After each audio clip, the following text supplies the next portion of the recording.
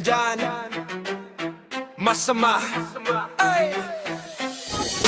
Noong kay Duterte pag humaan ang kalsada, marami ang natakot sa batas at parusa. Mga sindikato na papigil ang galaw, mga adik at masasama unti-unting nawawala.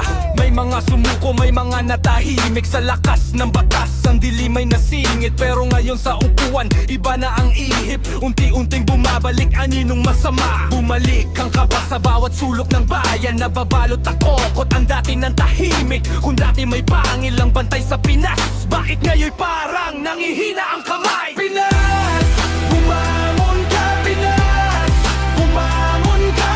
Bumalik ang takot sa ilalim ng lupa. Pinas, bumangon ka. Pinas, bumangon ka. Andyan ang sindikato, andyan ang masama.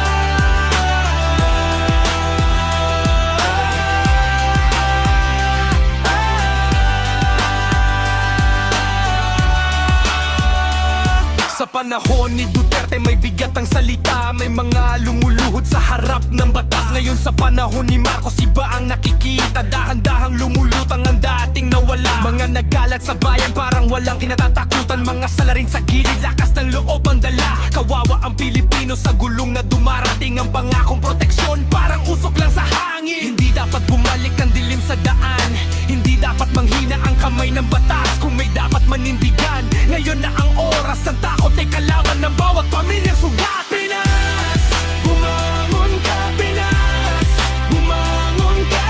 Bumalik ang takot sa ilalim ng lupa. Pinas, bumangon ka. Pinas, bumangon ka. Andyan ang sindikato, andyan ang masama.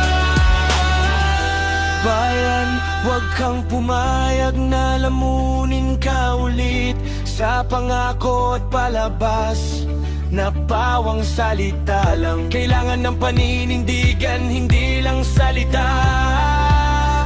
Kailangan ng hustisya,